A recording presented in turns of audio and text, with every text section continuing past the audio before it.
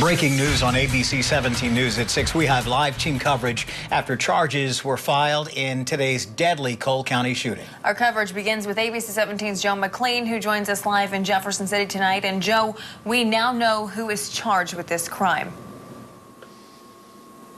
Ashley and Joey, 21-year-old Austin Corrigan. He is the one who prosecutors say shot 63-year-old Clifton Withers and his girlfriend in the 4500 block of State Highway E early this morning. We've been covering it extensively throughout the day since we broke the story early this morning on ABC 17 News at 9. Deputies got the call shortly after from Withers' girlfriend saying she and her boyfriend had been shot. Of course, her boyfriend, Clifton Withers, did die at the scene. Now, the name of his girlfriend, who was taken to University Hospital and has since been released, her name is not being released tonight. But we did get court documents, and Austin Corrigan, 21-year-old, has been officially charged with second-degree murder, armed criminal action, and a weapons offense. I asked Sheriff Wheeler this hour what comes next in this case. Take a listen. At this point now, we start working all the other evidence and see what else we can produce. You never know what uncovers whenever an investigation, especially one as active as this is. And we continue our coverage tonight. Our team coverage of this, these charges coming down with ABC 17's Barry Mangold. Barry, you've been poring over these court documents, and we've learned some interesting things about the relationship between Corrigan and the victims. Absolutely, Joey. In the last hour, we got our hands on the probable cause statement, and for the most part, it reflects everything that Joe has been telling you and what we've learned so far. But we have learned a few new revealing details of the incident. And for instance, the PC statement says that Corrigan, again, the suspect, actually called police minutes after the victim called to report the shooting. The documents say Corrigan tried to tip off officers, or deputies rather, by saying he heard that two people had been shot at the home on Route E. But also, as Joe mentioned, we now know that Corrigan later fled from deputies when they tried to pull him over on Highway 50. And the owner of the car that Corrigan was driving said that the car and a pistol went missing from their home around 3:30 this morning, which was less than 30 minutes after the shooting victim called 911. And there is a lot of detail like what I just mentioned and more to this probable cause statement. We have all of it broken down on our website. You can check it out yourself to get the full story. For now, reporting in Jefferson City alongside Joe McLean, Barry Mangold, ABC 17 News. Well, we have some wintry weather coming in over the next couple of days, and we're going to have to keep an eye on that as we have the potential for snow and even a little bit of ice, believe it or not. That would be Sunday morning. For right now, we are going to focus on some warming temperatures, as it isn't going to be as brutally cold this weekend, but it's still going to be on the chilly side. We only reach into the 30s, but it's an improvement from today. However, there's more moisture coming in, and that could bring a wintry mix early in the day Sunday, as well as a little bit of rain Sundays to the area.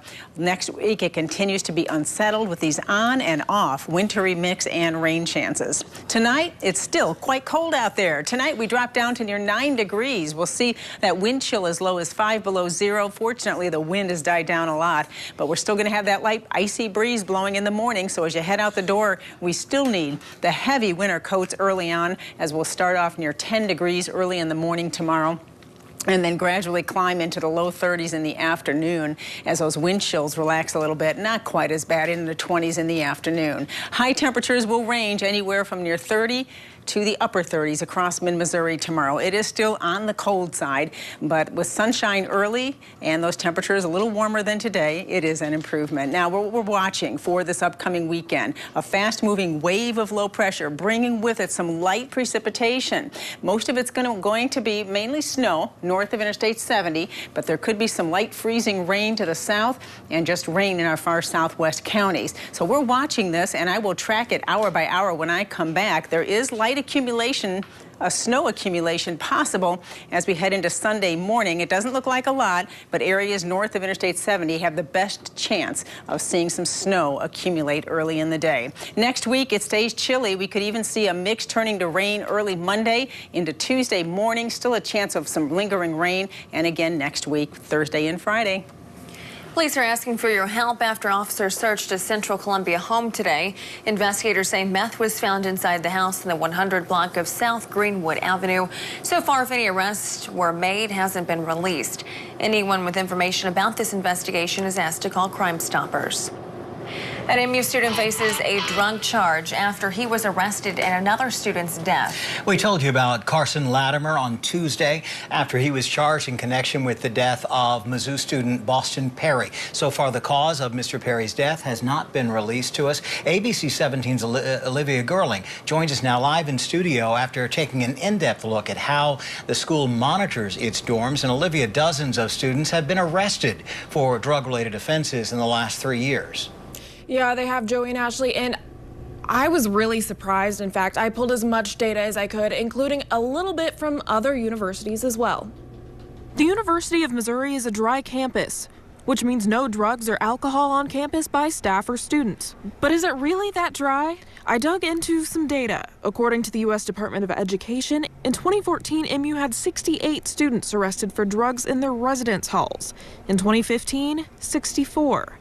And in 2016, 77. I compared this to other similarly sized universities, Missouri State, the University of Kansas, and the University of Illinois. MU had the highest number for all 3 years. MU spokesman Christian Basie says resident assistants are supposed to check rooms once a semester, and Residential Life can enter student rooms at any time for inspections, if there is a belief university policies have been broken. But drugs in residential halls continue to be a problem. I went to the MUPD website and looked up its daily incident log. I was able to get as far back as September 2018. From September 2018 to today, there have been 74 calls to MUPD in regards to drug usage in residence halls. I asked about Carson Latimer, but the university says it's not allowed to comment on any specific students. Reporting in the studio, Olivia Gerling, ABC 17 News. And Latimer's bond was set at $50,000. His attorneys, though, are asking for it to be reduced to $10,000. A St. Louis man faces charges after he's accused of stealing 40 Bird scooters from Mizzou. 32-year-old Anthony Hamilton was arrested around 10 o'clock last night during a traffic stop. Investigators say Bird helped police identify him as the suspect. This after he charged those stolen scooters. Hamilton is charged with forgery, trespassing, and property damage. An Iberia woman is in jail tonight accused of poisoning her husband and then setting their home on fire. Amy Murray is charged in Miller County with first-degree murder and armed criminal action. ABC 17's Jasmine Ramirez was in Miller County Court today and joins us now in the newsroom. Jasmine, investigators say they found a possible motive. Joey, court documents reveal the woman was in a relationship with an inmate and planned to marry him once her husband died. Amy Murray was a nurse at the Jefferson City Correctional Center. According to a probable cause statement, she had a romantic relationship with an inmate. In recorded phone conversations, Amy Murray told the inmate, Eugene Claypool, she didn't want to be married anymore. Investigators found Amy Murray and Claypool talked about having a life now that her husband was deceased and out of the picture. In December, authorities responded to a house fire on Janice Drive in Iberia. Joshua Murray, Amy's husband, was found dead inside the home. Documents state Amy Murray allegedly started the fire, then left the home with her 11-year-old son and dogs. Miller County Sheriff Louis Gregory says officials didn't believe Joshua died from the fire. It looked suspicious. The sheriff's office detectives came in with the fire marshal's office, started investigating it, and continued from there. And basically, what held us up, we were waiting for the autopsy report. Joshua Murray's autopsy showed he died of poisoning from a chemical often found in antifreeze. The inmate Amy was in the relationship with, he pleaded guilty to second-degree murder back in 2001. Reporting in the newsroom, Jasmine Ramirez, ABC 17 News. Amy Murray is currently held on a $750,000 bond. She is due in court next week. A federal judge denied a state lawmaker's request to dismiss a lawsuit over social media use. Republican State Representative Cherie Tolston Reich filed the request after she was accused of blocking people on Twitter. According to court documents, the judge ruled the comment section of a tweet by a government leader is a public space. U.S. lawmakers are working on a deal before another possible shutdown of the government. More than 800,000 federal workers could again be without a paycheck if an agreement is not made by next Friday. Now we're going to take a look at the White House. A live shot. Lawmakers plan to have a bill to read on Monday to give the House and the Senate time to vote on it. We will keep you posted on that. Now, if lawmakers can't reach a deal, it could once again affect people here in mid-Missouri. ABC 17 Sydney Olson joins us live in studio after talking to the food bank today. And Sydney, you are told the food bank is prepared to help if there's anyone affected by the shutdown. The shutdown that ended in January caused some major uncertainty about funding for programs like WIC and the Supplemental Nutrition Assistance Program.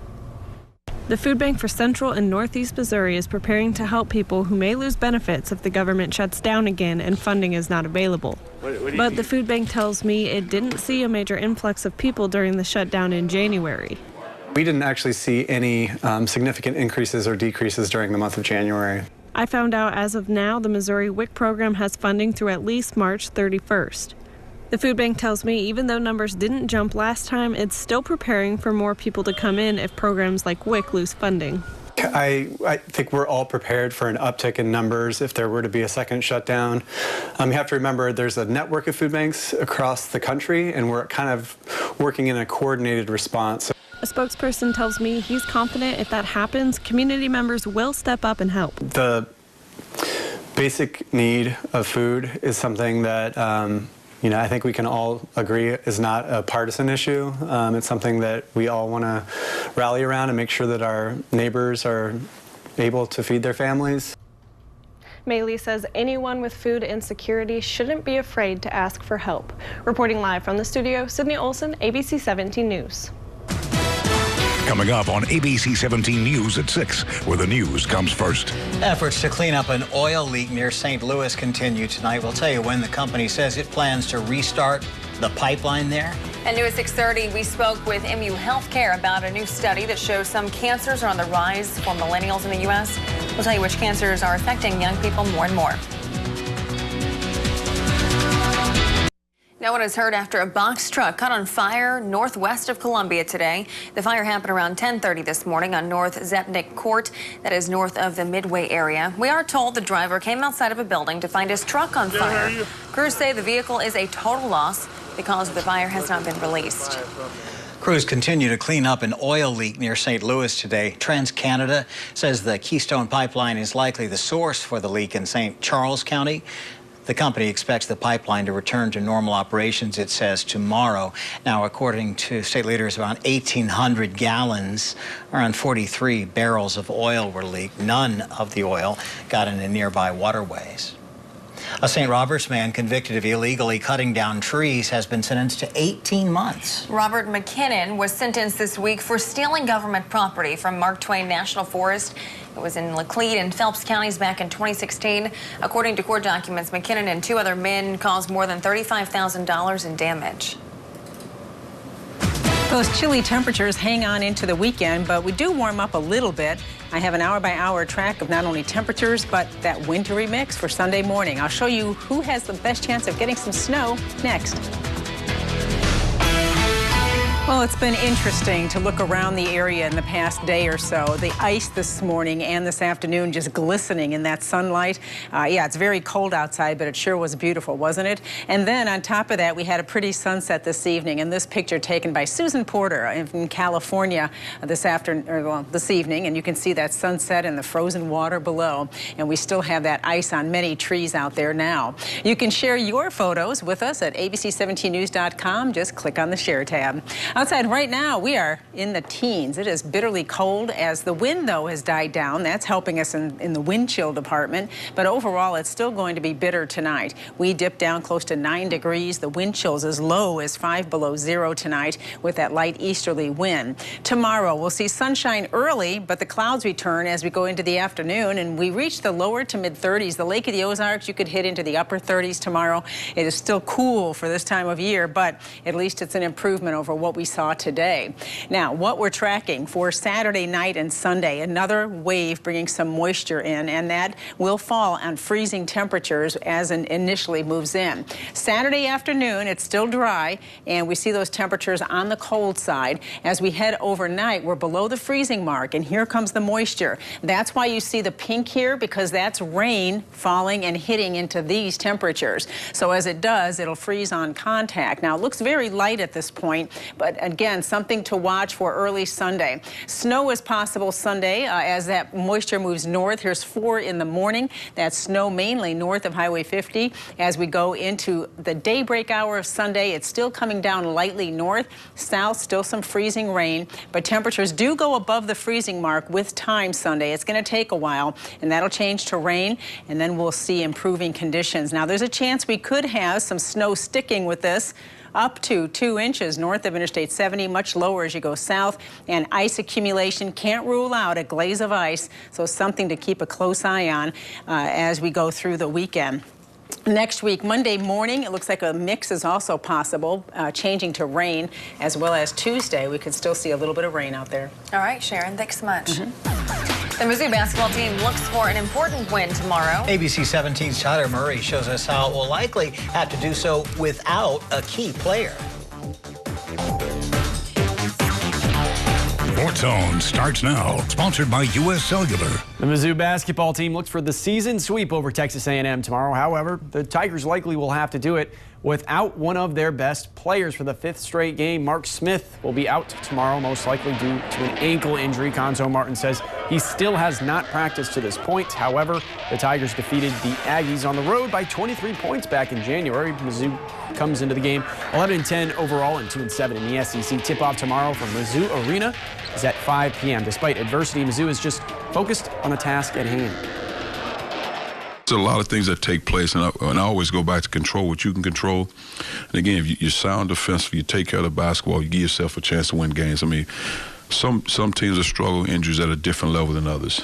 But there's no excuse. You still have to play the game. We got to continue to compete and stay as one. Keep minimizing our turnovers. That's something that we work on a lot. I feel like we did a pretty good job in our last 2 games with that. And just keep bringing the effort. We're playing a real good team tomorrow, so we got to go out there and make sure that we focus throughout the whole 40 minutes. And you can hear more from the Tiger basketball team up on our website, abc17news.com. Now, the Mizzou women's basketball team earned an upset win last night over 18th-ranked Texas A&M. The Tigers defeated the Aggies in overtime, 70-65. Sophie Cunningham and Amber Smith combined for 40 points. Mizzou is now 17-7 overall and 6-4 in the SEC. Robin Pinchton looks for her 500th career coaching win on Sunday against Vanderbilt. The goal all year has been the Sweet 16, and yesterday was another step. There's more in their tanks, and we've learned some tough lessons this year, and I feel like our team's in a great place, and they're going to continue to battle for each other. Different nights, we're going to need different players to step up, and they'll be ready. Also up on our website, watch highlights and more reaction from last night's upset victory. Barry Odom added to his coaching staff today. The Tigers hired David Gibbs to coach cornerbacks next season. Gibbs spent the last 4 years as Texas Tech's defensive coordinator. Defensive coordinator Brian Walters will now coach outside linebackers and safeties. Tolton High School held its signing day ceremony today, and wide receiver Jared Thompson put pen to paper to fulfill his dreams to play Division I college football. Thompson signed to play for Morehead State. He will be a receiver and also said he could see some action at tight end or defensive end. His classmates, coaches, and family surrounded him to celebrate the achievement. Thompson dreamed of this moment for a long time, and now it's finally happening. It's unreal, man. Just as a kid growing up, watching on TV and just thinking about people and having friends and people that I know who've competed at the next level, it's really cool to take part in the process and make it to the next level. And a reminder, at 7:30 over on KZOU, you can watch the full Jefferson City Rockbridge girls basketball game. You can watch it live, so definitely tune into that. All right, sounds good, Tyler. Thanks. Coming up tonight on ABC 17 News at 6:30, we are speaking with doctors after a new study shows some cancers are increasing in young adults. Find out which cancers are now affecting millennials in the United States.